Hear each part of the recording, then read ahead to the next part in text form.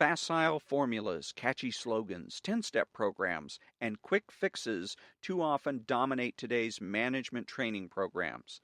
But in organizations, as in all of life, human behavior is seldom predictable, and business dilemmas do not easily lend themselves to gimmicks or simplistic answers. In Management of the Absurd, psychologist, educator, and former CEO Richard Farson presents a series of management paradoxes designed to challenge conventional wisdom and encourage managers to re examine their assumptions about effective leadership. This is Sunday, September 17th. I'm Ron. Welcome to Storytime.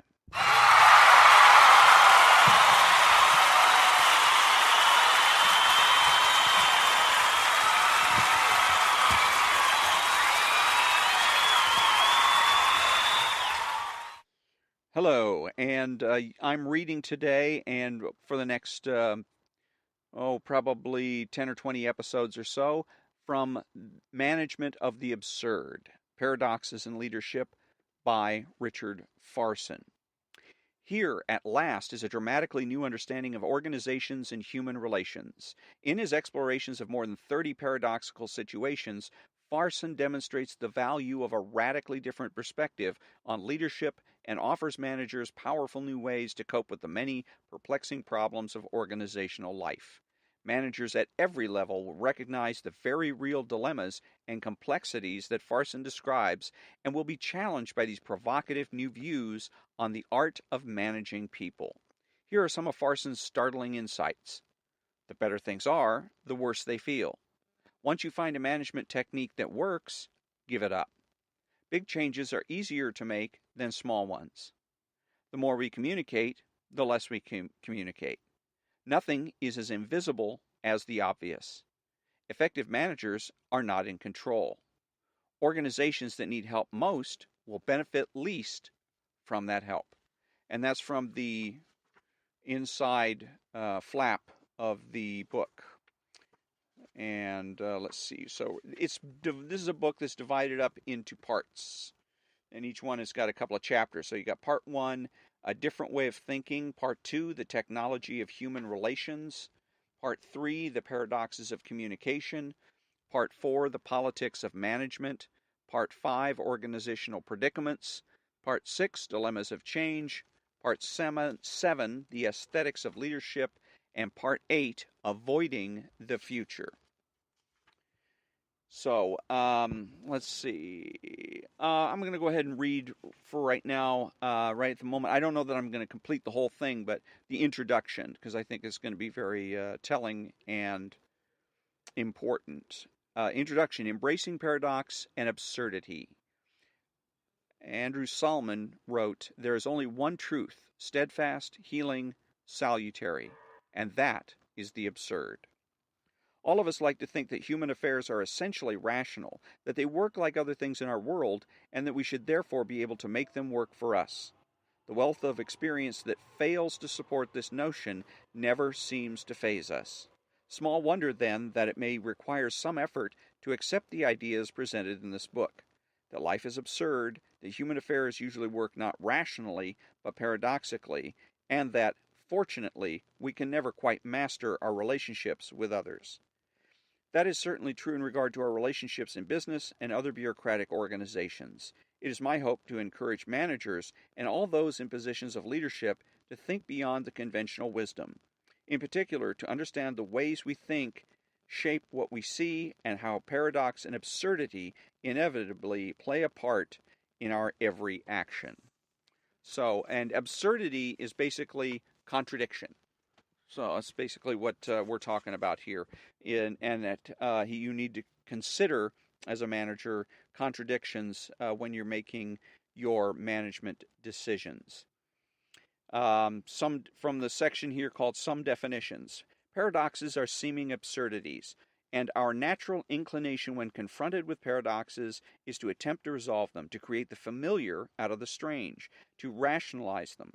In this book, however, we are going to resist that temptation and instead just let them wash over us for a while to see if we can become comfortable using a kind of paradoxical logic to understand management and human affairs. The paradoxes in the page that follow are stated in a deliberately declarative manner with the full knowledge that they require clarification and qualification. They are meant to challenge conventional ways of thinking and present alternatives to the traditional viewpoints that have been the received wisdom in management literature for many years. All have what I regard as an element of the absurd, and all ask us to turn our thinking upside down. Regard them as exercises for the mind. Suppose, for example, I were to pose this question. If you were asked to predict the group in our society that is most likely to mount a liberation effort and end its oppression, would you have a greater probability of success by picking the group for which you feel most sorry or the one for which you feel least sorry? If you employed the unconventional paradoxical approach, you would have picked the group for which you feel least sorry. Liberation movements usually arise from groups thought at the time to be perfectly content. This is why they so often have taken society by surprise. Earlier generations, for example, complacently saw Negroes as being happy in their place. Women, before the 1960s, were thought to be on a pedestal, adored, and provided for by men. And today, in spite of the efforts of child advocates to call attention to the often oppressive conditions of childhood, children remain in the public mind as carefree, fully protected, joyful in their innocence. In pursuit of the paradoxical, my contrarian view of human relationships and my interest in paradoxical thinking have been with me so long that I'm not sure when or where they began. Certainly I've profited from having worked closely with the late and distinguished psychologist Carl Rogers, as his student, his research assistant, and his colleague at the University of Chicago, and eventually as president of the Western Behavioral Sciences Institute, where he did some of his most important work. Over the years, I have watched him take positions that were in striking contrast to the mainstream thinking of the day, defend them successfully, and eventually see them incorporated so thoroughly into the mainstream that most people now don't even know where the ideas came from. He has been called America's most influential psychologist, and he's certainly provided an example of how one should think for oneself, questioning the conventional wisdom. Part 1, A Different Way of Thinking. The opposite of a profound truth is also true. It's Chapter 1. Our great achievements in science, law, government, and in every intellectual pursuit are dependent upon our development as rational, logical thinkers. But this kind of thinking has also limited us. Without quite knowing it, we have become creatures of linear, categorical logic. Things are good or bad, true or false, but not both. We've been taught that a thing cannot be what it is and also its opposite. Yet it sounds wise when confronted with a conflict to say, well, yes and no, or it's both. We've all heard statements that concede the coexistence of opposites. Less is more, living is dying, hating is loving. Although it seems illogical, no two things are as closely related as opposites. And a little quick comment on this particular paragraph. And what he's doing basically, when he says living is dying and less is more, hating is loving, it's all bad poetry. Those people say that in order to wax poetical and not to sound smart, but to sound sophisticated. Going in both directions, what practical value can we get out of that notion?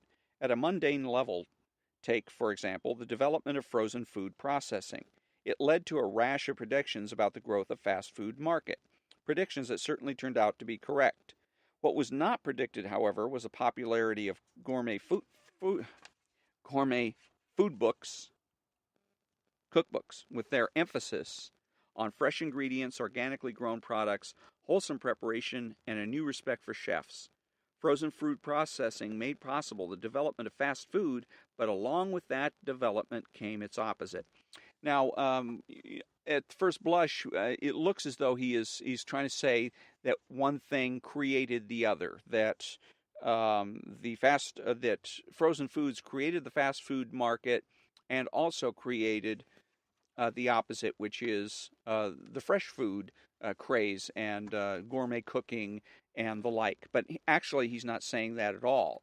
He is actually not creating cause and effect. He's saying that they're trying to establish some type of correlation between those items.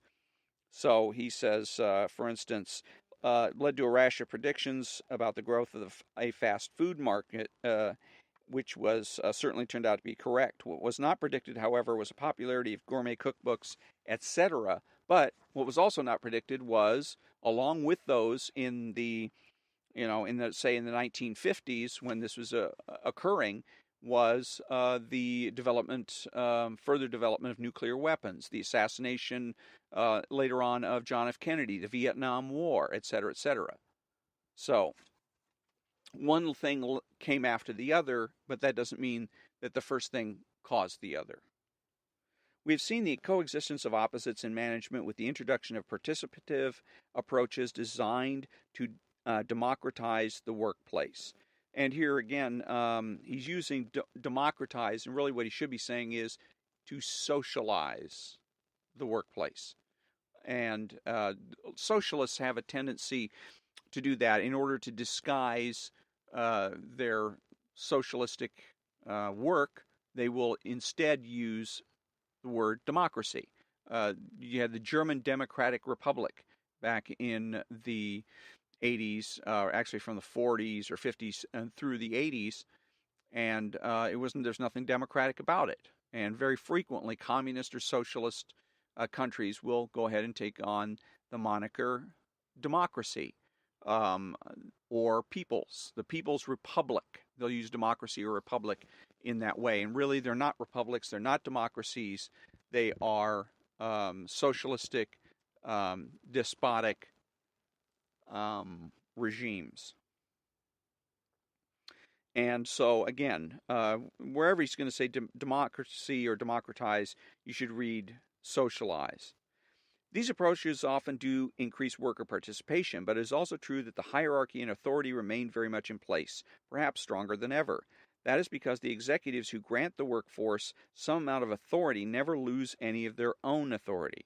Granting authority is not like handing out a piece of pie, wherein you lose what you give away. It is more like what happens when you give information to someone. Although he or she may now know more, you do not know any less.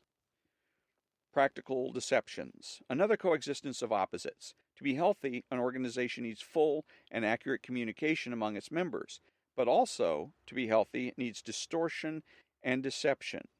If those words sound overly harsh, think of commonly used terms like diplomacy and tact, which imply less than candid communication. Just as the professor of medicine or the conduct of a romance requires mystique, that is, encouraging beliefs about oneself that may not be completely accurate but make others feel positively, so too do leadership and management.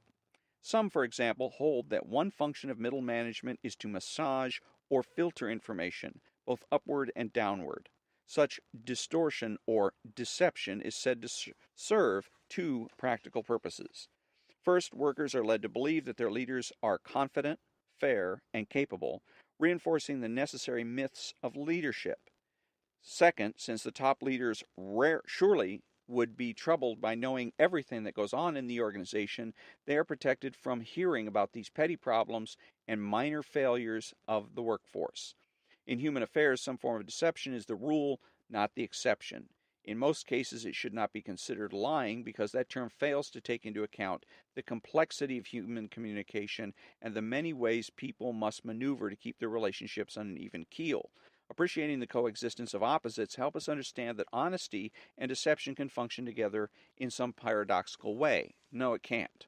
You're either honest or you're deceiving. And what he's describing as distortion or deception is no such thing. It's just, first of all, middle management isn't for massaging anything. Middle managers, as are anybody in an organization, are there because the CEO, the people that run the place, need help. The organization, as it becomes larger and makes more money, sells more widgets, needs more people to keep it functioning. And you can't have one person that is going to supervise the entire company. If the last company I was working at was Los Angeles Job Corps, and let's say there was 2,000 people at Los Angeles Job Corps, 2,000 employees, the person that was the center director wouldn't be able to supervise, manage, and lead 2,000 employees on his or her own. They need help, and so they hire managers to go ahead and supervise and lead the workers that they don't have the time to lead. So he's wrong again about that, about that their job is somehow to distort or deceive people, either distort messages and deceive the people you're being supervised or the people up the chain of command. Their job is to provide accurate information in both directions. Now, there may be situations occurring where you have bad managers that go ahead and deliberately distort and deceive, or you have managers that are making honest mistakes and not quite providing accurate information up or down the chain of command. But that's not their purpose in being there. Contradictory impulses. One executive I know is a classic example of a man who wants to succeed, but at the same time seems to want to fail. Everything he does carries both messages. From the very moment he enthusiastically volunteers to head a project, he operates in such a way as to cripple it, refusing to delegate, undermining the work of committees, failing to meet deadlines, and stalling on crucial decisions. His behavior is not that unusual. Contradictory impulses to both succeed and fail can be found in every project, every work team, even every individual. Every management choice, job offer, or new applicant can appear both appealing and unappealing. Every deal is both a good and bad. That is why leadership is essentially the management of dilemmas, why tolerance for ambiguity, coping with contradictions, is essential for leaders, and why appreciating the coexistence of opposites is crucial to the development of a different way of thinking. And one more time, BS. Right from the beginning there, he's citing the example of an individual, and he doesn't actually give us any details as to where he found this individual or who this person is. Might be somebody that he just, a figment of his imagination, somebody that he just plucked out of thin air, so to speak. He operates in such a way to cripple the projects that he has enthusiastically volunteered to head. He doesn't delegate, he undermines the work of committees, fails to meet deadlines, and stalls on crucial decisions. And all of that is not deliberate. It's not because he wants to deliberately succeed or fail. He sets out to succeed. He fails because he's incompetent. It's just as simple as that. There's no absurdity there. There's no paradox there. The manager is incompetent, and that's why he fails. And he says behavior is not that unusual. That's true. There's a whole lot of incompetence in the world. There's a whole lot of people that bite off more than they can chew, that take on projects they really can't handle. Sometimes they can barely manage their own lives. And yet, they're out volunteering to do and head up, lead, and manage complex operations. Like one. There is yet another spin to this paradox that I've always found intriguing, that opposites not only can coexist, but can even enhance one another. Take pleasure and pain, for example. Scratching an itch is both. Not pleasure, then pain, or pain, then pleasure, but both at once. Granted, scratching an itch too long can become very painful and no longer pleasurable, but there is a moment when they coexist, when they are one, like truth and falsity, good and evil. First of all, good and evil and truth and falsity aren't one. So it's a bad analogy. And the idea of scratching an itch is, again, something that he makes up, saying that there's pleasure and pain to it. There's scratching an itch. There's no pain to scratching an itch. And scratching the itch is simply pleasurable. You get relief. Is basically what it is providing relief. But this is a way of him creating something where he can be a leader. He can, and this is all. The whole book is basically designed to be subversive and to encourage people to give up, turn their back on, forget cultural ways, that forget what it is that they've learned and been taught by their parents, their grandparents, by their communities, to give that up and to be deliberately confused and bewilder themselves, and then look for leadership. Gee, the world is upside down, the world is absurd, the world is paradoxical. What do I do? And that's where Richard Farson then steps in, Richard Farson or some other supposed leader steps in and helps everybody out. I'll show you the way. This is the way you should go. And of course, the way is going to end up being socialistic. But the cultural support for socialism is idealism. The idea that there is an ideal state, an ideal way of being, and that we should be always striving as a society, as a world, towards that ideal state. So, and the book is very idealistic and very psychologistic. He provides let me see, I don't think he has any, if I remember correctly, he has no bibliography, he certainly has no footnotes. And so basically everything in this book, no footnotes, no bibliography. At least with 48 Laws of Power, you could find out where the author got some of his ideas. In this one, everything in the book is dependent on the reader taking everything that the author says at face value and to take his word for it. He tells you certain things occurred, then you have to take his word for it that they occurred. That you take his word for it that certain things operate in a certain way, and he provides absolutely no proof. And the burden of proof is on the author. That's going to conclude Chapter 1 of Part 1 of Management of the Absurd, Paradoxes in Leadership by Richard Farson. The next chapter will be on Tuesday, which will be September the 19th. And until then, thank you for joining me, and have a great day.